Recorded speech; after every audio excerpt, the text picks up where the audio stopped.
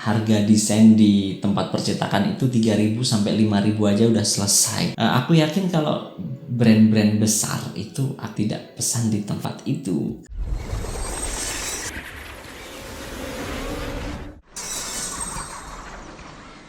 Oke, kali ini aku akan bongkar rahasia kenapa kalau kalian pesan desain di percetakan atau di digital printing itu lebih murah daripada pesan ke seorang desain grafis atau ke tempat studio desain. Nah, aku bikin video ini salah satu faktornya karena aku gemes banget setelah melihat video Rio Purba yang di sana ngebahas tentang seorang yang memesan desain kepada desain grafis dan pemesan itu atau customer itu membanding-bandingkan harganya dengan di percetakan, dan dia bilang harga desain di tempat percetakan itu 3.000 sampai 5.000 aja udah selesai. Soalnya di percetakan tempat saya di sana aja cuma 5.000, 10.000 loh mas. Aku sih nggak yakin karena menurut pengalamanku di 2008 aja itu harga untuk setting ya, untuk setting bukan untuk desain, untuk nge-setting file-file dari customer itu kalau seandainya memang ada kurang geser atas geser bawah itu harganya 35.000, itu 2008. Nah, sekarang udah 2021, udah 10 tahun lebih. Masa sih 5.000 kan nangis darah. Oke, lanjut aja. Nah, tapi oke lah, itu aku lupain sejenak, dan kali ini aku akan membongkar rahasia kenapa ya kalau di tempat percetakan atau digital printing itu lebih murah. Kenapa bisa murah ya? Padahal software yang mereka gunakan itu pastinya sama dong dengan software yang digunakan oleh desain grafis ataupun tempat-tempat studio desain. Komputernya spesifikasinya juga harusnya sama dong. Dia belinya mahal juga pastinya ya. Nah, terus di tempat percetakan atau digital printing itu dia lebih cepat, bahkan bisa 1 jam jadi, setengah jam jadi, 30 menit, dan cuma bayar murah. Kenapa? Nah, coba kalian pikir. Oke, aku akan coba sampaikan ke kalian. Ini semua yang aku sampaikan ini menurut pengalaman pribadi aku, karena dulu aku juga pernah bekerja di tempat percetakan ataupun lebih tepatnya sih di digital printing. Dulu di tempat aku bekerja itu menerima pembuatan desain itu mulai dari 35.000, mulai ya, bukan 35.000. Jadi beberapa klien itu beda-beda. Jadi kalau seandainya desainnya itu kayak pembuatan pola atau pattern untuk baju gitu, itu beda lagi. Untuk bikin banner, poster itu rata-rata 35.000 kalau untuk toko-toko biasa ya. Kebanyakan itu pun tahun 2008, bukan sekarang. Kalau saat ini sih beberapa digital printing itu sudah tidak menerima desain, jadi mereka hanya cetak aja, file udah jadi pokoknya mereka cetak. Nah, kenapa demikian? Karena mereka juga mengurangi resiko kesalahan dalam pembuatan desain. Jadi contohnya seperti ini, kalau yang ngedesain itu dari tempat percetakannya dia salah huruf atau typo ataupun salah penulisan, itu menjadi kesalahan si pembuatnya. Jadi kalau sudah dicetak dan ternyata si customernya ngelihat bahwa filenya itu salah, pasti dia akan minta ganti. Nah, beberapa tempat percetakan dia sudah tidak menerima desain lagi, tapi masih juga ada. Nah, kenapa di sana itu bisa murah? Kalau di percetakan yang dijual itu bukan desainnya Pak Ibu. Salah kalau Bapak Ibu berpikir mereka jualan desain. Salah. Yang dicetak itu adalah cetaknya, percetakannya yang dijual gitu. Mungkin ini salah satu faktornya.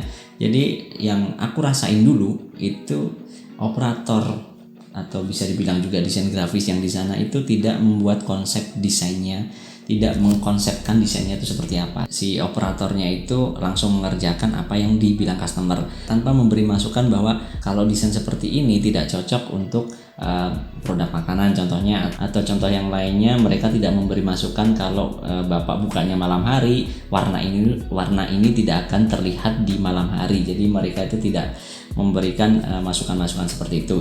Itu yang pertama. Dan yang kedua, kenapa mereka bisa bekerja cepat banget itu mereka sudah punya template. Jadi mereka mengerjakan itu dengan template, mungkin sama seperti apa yang dikatakan Rio Purba. Bapak Ibu bisa cari yang lebih murah tapi kualitasnya generik ya, dari template-template biasa. Kebanyakan ya, sebagian besar tuh mereka beli template. Kalau saat ini mungkin si desain grafis itu ngambil template dari Freepik. Nah, kalau dulu zaman 2008 di mana di tempat percetakan itu susah sekali internet, susah banget internet. Nah, tapi mereka itu udah ngumpulin kayak clip art gitu, kayak icon-icon yang dikumpulin dari entah itu tahun berapa. Karena untuk jaga-jaga kalau seandainya customer datang dan meminta desain, mereka tinggal comot aja, dia simpen filenya di beberapa PC. Jadi si semua bisa mengakses template itu dan mengerjakannya untuk customer. Nah, agar lebih jelas aku akan kasih lihat ke kalian ya. Ini file yang masih tersimpan di harddisk lama aku, dan ini adalah clip art yang di tempat kerjaku yang dulu. Jadi mereka tuh punya file seperti ini, dimana saat customer itu meminta desain, mereka tinggal comot aja di sini. Ada template kartu nama, ada template poster, banner, roll banner, X banner dan sebagainya. Ada template juga untuk brosur. Tinggal ganti nama, tinggal ganti warna yang sesuai yang diinginkan customer. Jadi gampang banget seperti itu. Nggak salah juga kalau seandainya pesan desain itu di tempat percetakan yang menyediakan servis untuk membuat desain seperti itu. Tapi aku yakin kalau brand-brand besar itu, aku yakin tidak pesan di tempat itu. Karena apa? Brand yang besar atau di beberapa perusahaan besar itu mereka ingin beda dari yang lainnya, bahkan beda dari kompetitor. Jadi yang membedakan antara brand satu dengan brand lainnya itu adalah identitas mereka harus beda, baik dari logo, dari desain, dari warna, itu harus beda. Jadi mereka maunya beda. Jadi kebanyakan yang pesan desain ke tempat percetakan itu kebanyakan bukan brand yang besar. Nah, brand-brand yang besar juga cetak di sana tapi desainnya sudah jadi. Nah, aku sempat mengamati beberapa desain yang aku temuin di jalan-jalan itu. Ada beberapa yang mirip-mirip. Contohnya mungkin bentuk desain bunganya itu sama, mungkin desain frame-nya itu sama antara tempat yang satu dengan tempat yang lainnya. Nah, itu kemungkinan besar mereka pesan desain di tempat percetakan yang sama. Ini buat teman-teman yang punya usaha, apakah mau identitas kalian itu atau desain kalian itu sama dengan tempat lain? Untuk pemesanan ini kembali lagi ya, seperti yang aku bilang tadi, kalian bebas memilih di mana aja karena memang itu dua hal yang berbeda, sama tapi serupa tapi tak sama. Lebih tepatnya kalian bisa lihat hasilnya, bisa lihat servisnya seperti apa aja yang kalian dapat, value apa yang bisa kalian peroleh. Oke, balik lagi ke video yang udah dibuat Rio Purba tentang seorang customer yang pesan logo di tempat desain grafis. Itu rasanya memang sudah benar sebenarnya Bapak itu memesan ke seorang desain grafis atau di tempat studio desain. Karena aku lihat jarang juga di tempat-tempat percetakan ataupun desain grafis yang membuat logo. Pasti juga kalau buat logo pun itu juga pakai template seperti yang aku bilang tadi, dan kemungkinan besar akan sama dengan yang lain yang mereka juga pesan di tempat itu. Beda halnya kalau memesan di tempat desain grafis atau studio desain, desain yang dibuat itu akan disesuaikan dengan karakteristik brand yang memesan di tempat itu. Ada juga beberapa customer itu yang bilang kalau desain di Canva itu kan gampang-gampang, kenapa ini mahal? Nah, kita juga nggak pakai Canva karena sama halnya kalau pakai Canva itu pakai template atau desain yang sudah ada, cuman tinggal di otak-atik aja. Tapi nantinya corak itu pasti akan kelihatan kalau desain itu dibuat di Canva. Ada juga yang mempunyai pengalaman, dia bikin desain di tempat percetakan dan hasilnya bagus. Nah, itu juga tidak menutup kemungkinan karena aku juga dulu sempat seperti itu. Jadi ada customer yang datang minta dibuatkan desain, aku coba usahain untuk tidak ambil dari template itu, aku bikin desainnya itu yang berbeda, yang benar-benar tidak ngambil dari template. Nah, itu juga tidak sia-sia ternyata itu membuahkan hasil. Bukan hanya tips aja yang diberikan ke aku karena mungkin dia seneng dengan apa yang udah aku kasih, dia juga sempat kasih THR.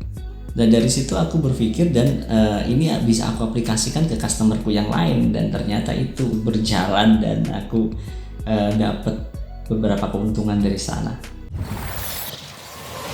Nah, itu aja yang bisa aku sharing. Mungkin kalau kalian pernah bekerja di tempat percetakan atau tempat digital printing, kalian bisa juga komen di bawah gimana pengalaman kalian, apakah sama dengan aku, atau jika kalian punya pendapat lain tentang apa yang aku sampaikan, kalian juga bisa tulis di kolom komentar. Thank you, see you in the next video, dan tetap berkarya.